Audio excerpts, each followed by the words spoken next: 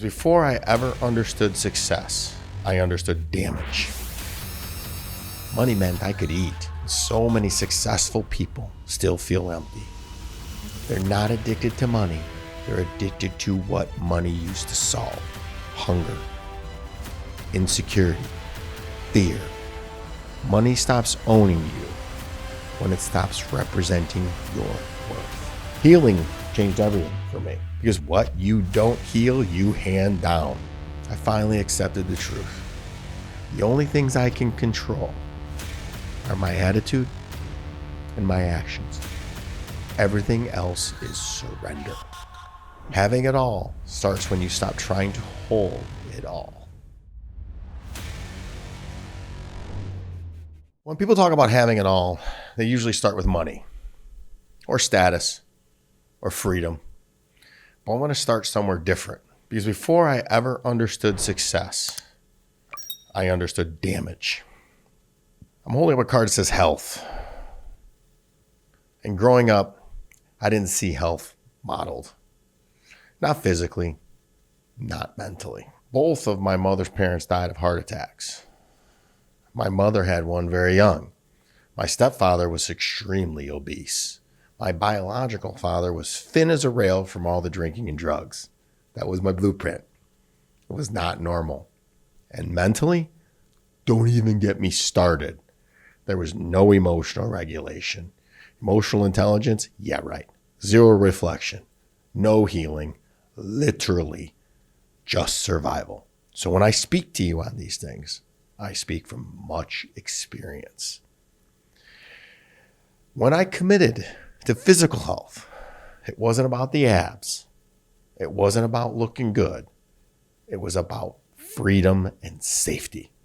The freedom to not be abused anymore.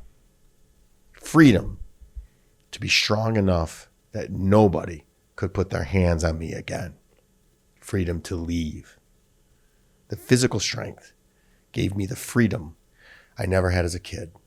My body became my exit strategy. Not to dominate, but to never feel trapped again. Then mental health came later, and for a different reason. Mental health wasn't about fixing myself. It was about becoming a better father by loving myself, by choosing myself. Because I realized something that hit me hard. If I didn't heal, I'd repeat. I've said that 1,000 times. What we don't repair, we repeat. And another version of that is what you don't heal, you hand down. So I did the opposite of what I watched growing up. I regulated. I reflected. I owned my shit. Not perfectly, but intentionally. So here's the reframe. Health isn't something you add once you're successful. Health is what makes success sustainable. Without it, money's useless. Without it, freedom is temporary. Without it, having it all collapses. Health isn't the goal, it's the requirement. So when I say health comes first, I don't mean optimization. I mean liberation. I mean breaking a lineage. You don't build a life on top of health. You build everything from it. For a long time when I heard the word family, my body didn't relax. It tightened. Family didn't feel warm. It felt heavy. It felt like pressure. So the next card I'm holding up says family. And if I'm honest, for most of my life, family meant responsibility I didn't ask for. Growing up, family wasn't a place you went to rest. It was a place you went to brace. You learned how to read moods. You learned how to stay out of the way. You learned how to manage chaos that wasn't yours. That does something to you. It teaches you that family equals pressure. Pressure to behave, pressure to perform, pressure to hold things together. And when family equals chaos, love feels like work. This is why a lot of driven people avoid their family. They'll work nonstop. They'll stay busy. They'll chase success because family feels like another weight. Not because they don't care, but because they were never shown presence without pressure. And everything's changed when I started healing. Not grinding harder, not making more money, healing. Therapy, reflection, owning my patterns. That's when family stopped feeling like pressure and started meaning responsibility. Not responsibility to fix everyone, responsibility to show up right. Pressure is forced, responsibility is chosen.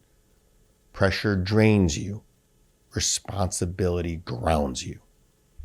Pressure says, don't mess this up. Responsibility says, be present. Responsibility is love with a spine. Presence is the gift, not perfection, not fixing, not controlling. Presence. Being there regulated, being there available, being there without projecting your old wounds. Your kids don't need a perfect parent. They need a present one. Here's the reframe.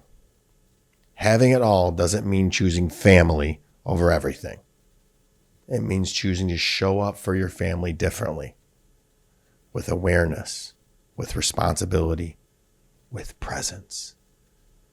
Family stops being pressure when you stop bringing your unhealed past into the room.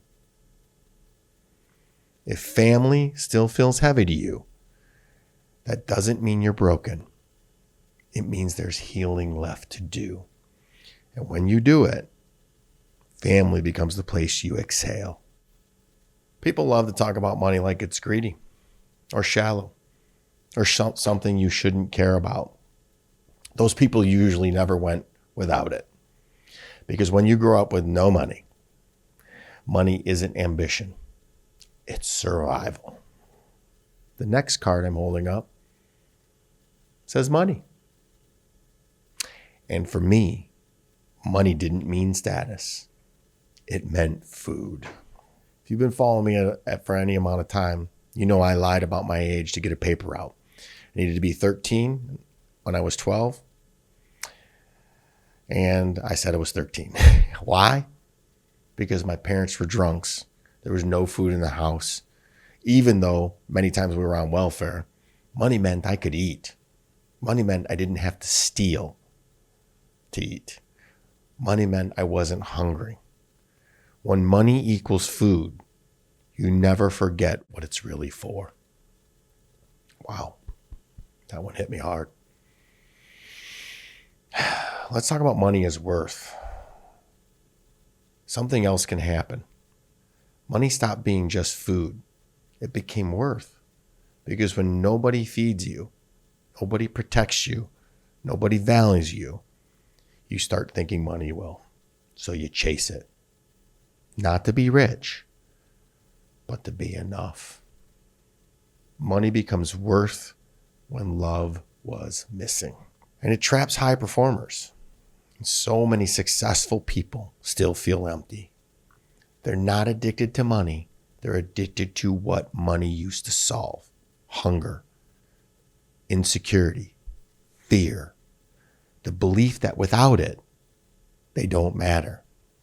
You don't out-earn hunger wounds. You heal them. So today, money means something very different to me. It doesn't mean worth. It doesn't mean identity. It means freedom. Freedom to choose. Freedom to say no. Freedom to walk away. Freedom to protect my health and my family. Money doesn't define me anymore. It serves me. And here's a reframe. Having it all doesn't mean endless money. It means enough money to feel aligned. Enough to eat, enough to leave, enough to breathe. Money stops owning you when it stops representing your worth. If money still feels heavy to you, that doesn't mean you're greedy. It means it once kept you alive. Heal that, and money becomes what it was always meant to be. A tool for freedom, not proof of value. Many people think purpose shows up as a calling, like a lightning bolt, like clear direction. That wasn't my experience. Before I was healed, purpose didn't feel inspiring. It felt necessary. I'm now holding up a card that says purpose. And I want to say this clearly. I always knew I was meant for something. I was smart. Thinking came very easy to me. School came easy to me. I got good grades, but I had no clue what my purpose was. I just knew I had one. And at that stage in my life, purpose wasn't about success. It was about not dying, not ending up in jail, not becoming another statistic like most of my high school friends. Sometimes purpose starts as survival. I hung with a rough crowd, not because I was dumb, but because I wanted family. I wanted loyalty. I wanted guys who would kill someone if they messed with me, because protection felt like love. And power felt like safety. That wasn't purpose. That was borrowed armor. When you don't feel safe, you borrow strength. And here's the thing no one else talks about. You can feel destined and still feel lost. You can know you matter and not know why yet. Purpose doesn't always show up as a plan. Sometimes it shows up as refusal. I didn't know my purpose. I just knew I wasn't done. Healing changed everything for me. Because once I wasn't just surviving, purpose stopped being pressure and started becoming direction. I stopped asking, how do I get out? And started asking, how do I give back? Purpose clarified. Not all at once, but honestly, purpose becomes clear when you're no longer running or hiding. And here's my reframe. Having it all doesn't mean you're knowing your purpose at 20. It means honoring the fact that you have one, even when you don't understand it yet. Even when it's just telling you, stay alive. Purpose evolves as you heal. If you feel like you're meant for more, but you don't know what yet, that doesn't mean you're lost. It means you're early. And having it all doesn't mean having it all figured out. It means staying long enough to find out. For most of my life, I thought peace was control. If I just worked harder, if I just stayed ahead, if I just managed everything, then I'd finally relax. It never worked. It just made me tired. Now I'm holding up peace.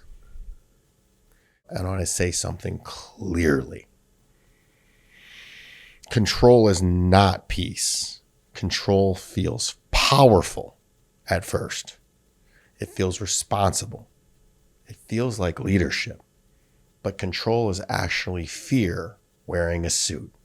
It's saying, if I don't manage everything, something bad will happen. And when you grow up in chaos, that belief makes sense. Control kept you alive. Control is what we use when peace was never modeled. And here's the price no one talks about. Control keeps your nervous system always on, always scanning, always bracing, always preparing for impact. You can be successful like that, but you can't be peaceful. You don't relax in control. You just endure. And here's what changed everything for me. I finally accepted the truth. The only things I can control are my attitude and my actions. That's it. Everything else is surrender. Let go. Let God, universe, source, whatever name you use for your higher power. Peace begins when you stop fighting reality. But let me be clear. Surrender is not a weakness. It's not giving up. It's not checking out. Surrender is choosing effort when it matters and releasing the rest. Peace isn't doing nothing. It's doing the right things and letting go of the rest. Having it all doesn't mean controlling everything. It means being okay when you can't. It means trusting that effort plus surrender beats force every time. It means sleeping at night. Peace isn't found at the finish line. It's built daily. If you're exhausted, if your mind won't shut off, if you feel like you're holding everything together ever so tightly, that's not ambition. That's control trying to replace, you guessed it, peace. Having it all starts when you stop trying to hold it all. Here's something that we rarely talk about when we say they have it all. They talk like it's a destination, like you arrive one day. Everything finally lines up. Hasn't been my experience, nothing I've ever read about. And if I'm honest, it's probably not yours either. You've all heard the things happen for a reason or a season. I'm holding up a card that says season, and this card will explain everything. Ready for it? We were taught a lie that life moves in clean phases. Build, then rest. Heal, then grow. Simplify, then expand. That's not real life. Real life overlaps.